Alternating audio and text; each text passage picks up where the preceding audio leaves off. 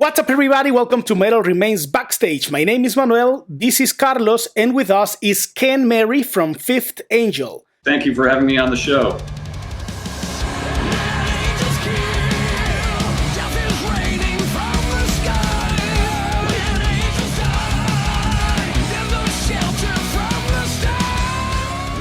Hi, Ken. How are you?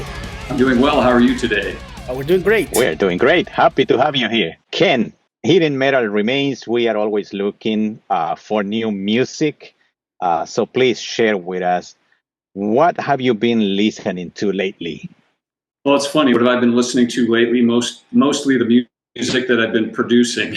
So that includes, Fifth Angel, and we're in the process of writing for a new Flotsam and Jetsam record. So Nice. I honestly haven't been listening to much other than music that we're actually creating. So that's what I'm listening to right now. Maybe enjoying Awesome. the sound of silence on your day off. Well, I wouldn't call it the sound of silence. I'd say it's the sound of metal, but it's metal that we're working on. So Okay, that's currently what I'm listening to. awesome. All right. I wanted to compliment your shirt, your backend shirt. Yes. They are really, awesome. They are really having a bad time right now. Have you seen the news, the footage? It's been raining a lot. There's a lot of mud. There's a lot of craziness going on there. Well, there's usually at Vakken, there's usually a fair amount of rain, and everybody wears these big boots and fishing boots and things like that. So Yeah. I wouldn't say it's completely unusual. I didn't really see exactly how bad it is. I mean, is it worse than most years, I take it? Yeah, they're saying there has never been so much rain in any previous editions of the festival. And how are the people doing? Are they still going, or is everybody going home? That's the thing. I think they've stopped everybody from coming until the weather improves. At this moment, many people are stuck in Hamburg. There is a provisional camping space in Hamburg while the conditions get better. It sounds definitely worse than normal. Yep. Yeah, it is. But hopefully the festival will go on and people will have fun, as always. Ken, the band's latest album, When Angels Kill, was released in June of 2023, not so long ago. We listened and reviewed the album in our podcast, in our weekly podcast, and we enjoyed every second of it. We think it's an album that is bright, driving, and energetic. Can you tell us about the story and ideas that inspired the album? Sure. Well, we had talked at the end of the last album, The Third Secret. Well, actually, even before the end of the last recording of the Third Secret, we had talked about perhaps maybe doing a concept record. And we didn't really have the time to do that on Third Secret. But we did notice that when we were writing Third Secret, that the themes and the what we were writing about, even as teenagers, we were writing about things like war and deception in media and oppression and deception and all these different types of ideas that are still extremely relevant today.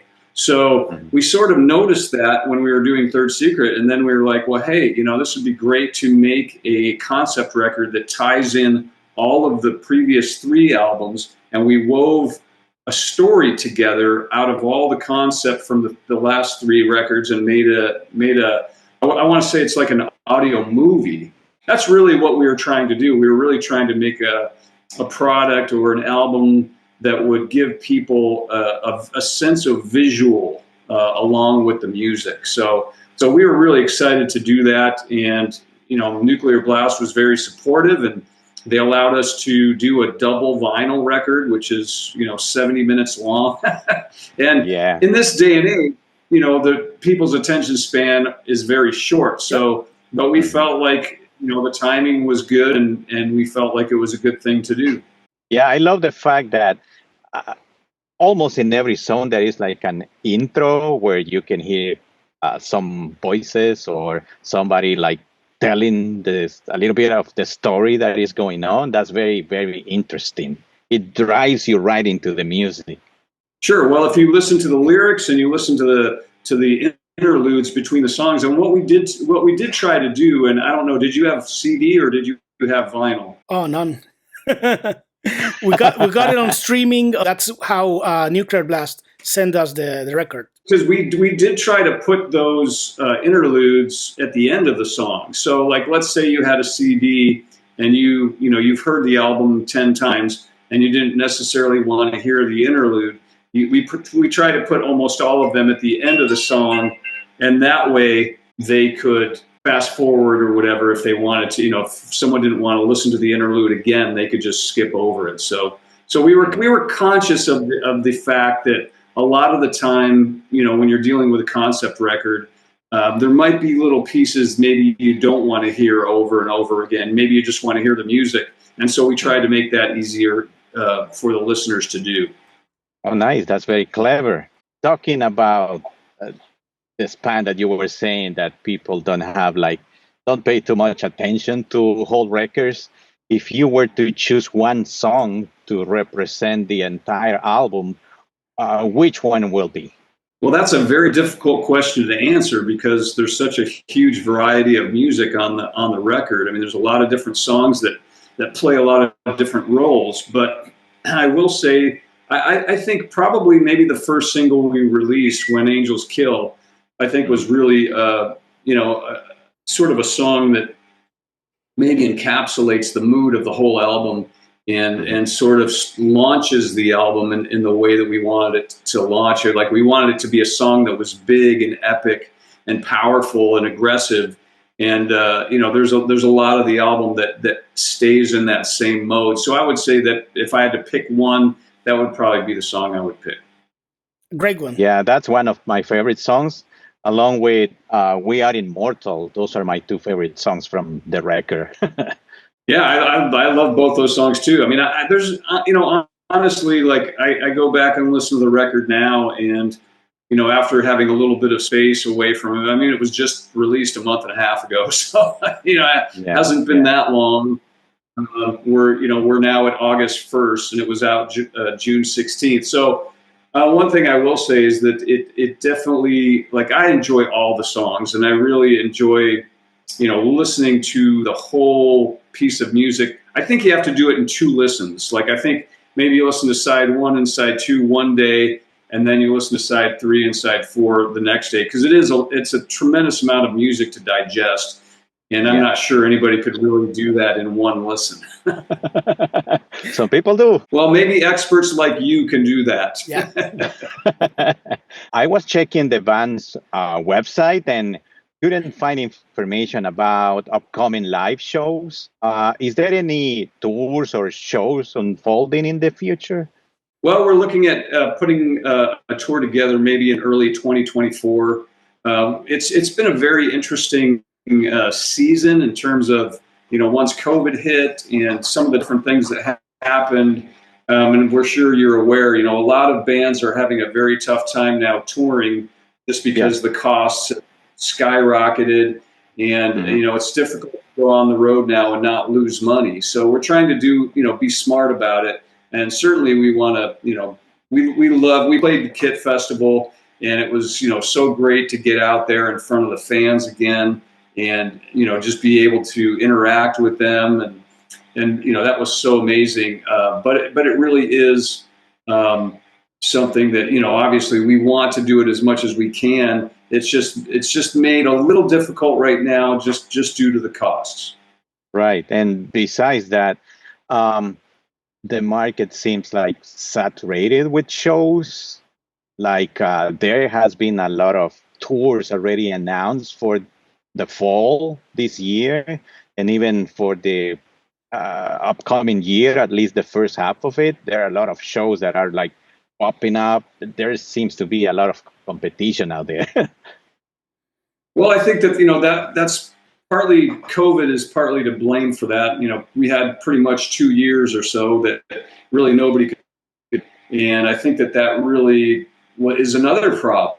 Now everybody, is really wanting to get out there and continue touring. And, that was very unfortunate timing, for us particularly. I think we had a really strong showing on Third Secret.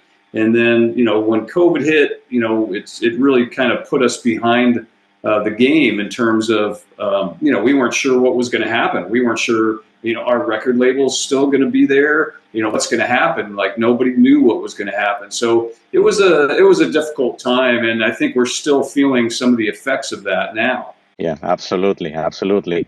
Now let's go back in time to the beginnings of the band. Back in the 80s, there were two releases, one in 1986 and then a second one in 1989. And after that, the band vanished. Can you share with us what happened back then? Well, it was interesting because, we were from Seattle, and Seattle had a really cool metal scene going on. We had Queensryche come out of there. We had Metal Church come out of there. We had Fifth Angel come out of there. There were some other bands, Heir Apparent and Q5, that were doing well in Europe. And also kind of, just making that metal scene in Seattle sort of happening. And around 91 or so, maybe 90, really grunge started having a sort of a big impact on the record companies and on the business in general. And it was kind of a weird time because grunge, it didn't last very long. I mean, I think there were a few, great songs that came out of it, but, I think in terms of the era, it didn't last long, but the fans and the industry were just like, hey, if you're not grunge, like get out, we don't want anything to do with you. And that was in the United States. I mean, it really didn't happen in Europe. There were a lot of European bands, and there were a lot of bands that were in the United States that were still able to go over and do well in Europe. We just didn't realize that we maybe had that option. So we lost our record deal, and it was a time where everybody just went in their separate directions for quite a while after that. But it was an unfortunate time in the business. I think it was uncalled for.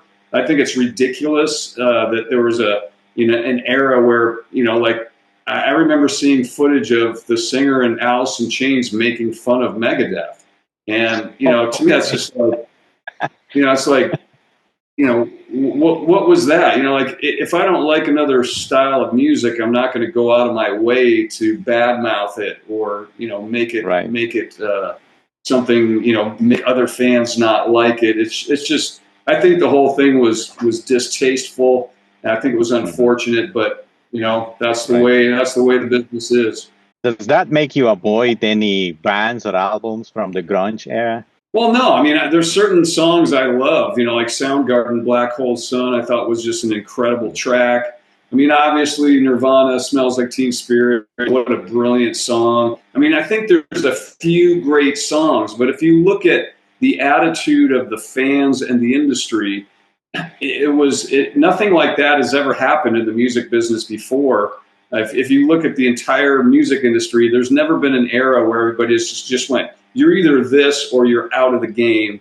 And that's really what happened. So, I just look back and, I'm not trying to sound bitter about it or anything. I mean, it is what it is, but it was, when has that ever happened before? I guess maybe in the disco era, there was a time where people were burning disco records at the early 80s or whatever.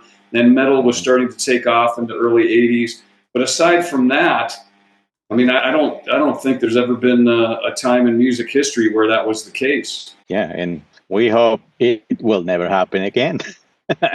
Absolutely. Now, going fast forward to 2018, the band released a new A4 entitled The Third Secret, and that's the third album of the band.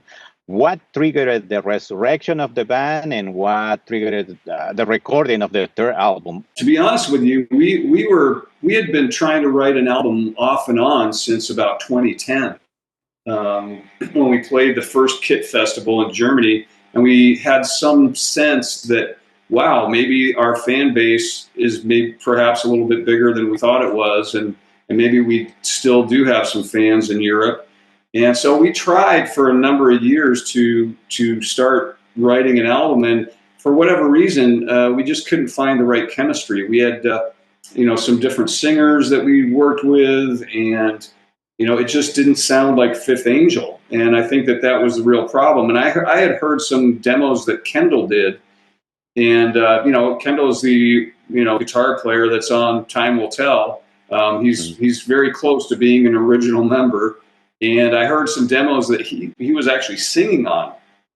And that's the first time I've heard him sing like that. And I was like, Kendall, you have to sing on this record. And once we had made that decision that he would sing on it, and then he and I started writing songs together, and it just went super quickly. I mean, the songs we just banged out. And then John Macco also stepped in, and he actually added a lot as well. And between the three of us, there was this chemistry that album came together. We had tried for years, and we were never happy with the songs.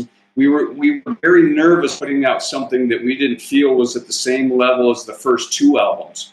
So, we were very aware that the first two albums were considered classics in Europe, and we wanted to make sure that if we were going to do something, it A, better be great, and B, it better sound like Fifth Angel. And this is the first time we were able to actually accomplish that. And so it was very exciting, in Nuclear Blast, we put together 3 songs, and they signed the band to a new deal. So it was a very exciting time for us. Like, we were back on track, being able to actually record music that we loved, that was exciting to us, and that still sounded like Fifth Angel. So it honestly made recording When Angels Kill a lot easier as well, because it was very scary for us to release an album after, I think it was 28 years. Yeah. Something like that. It was a very long time.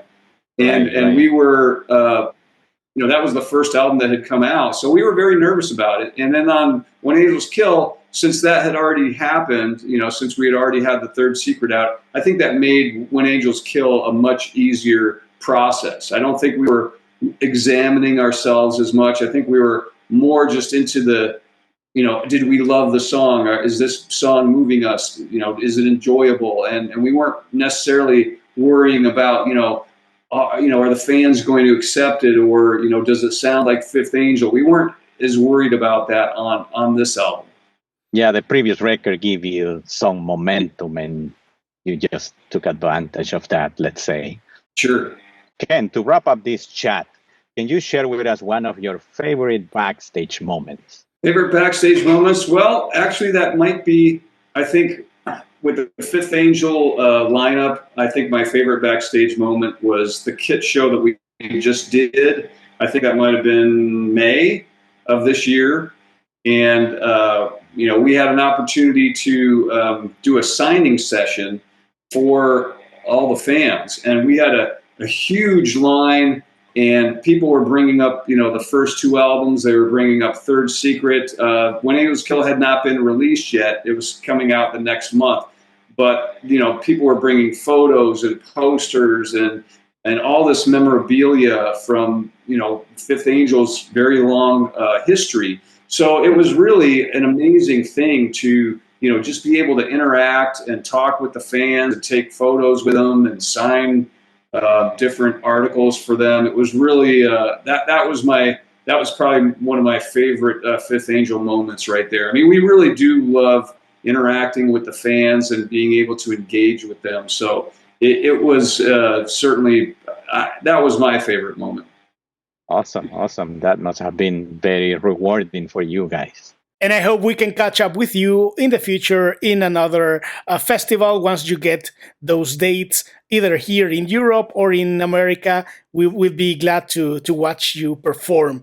And I wanted to thank you for your time, for being with us. Thanks to everybody watching this video. Yes, thank you. And we always want to thank our fans. Thank you so much for following us all these many. And we'll keep doing it as long as we can. Awesome. Yeah. If you like this interview, like it and share it with your friends. Make sure to buy and stream When Angels Kill, which is already out, to support Fifth Angel, and make sure to visit their shows whenever it's possible. Until next time, stay metal!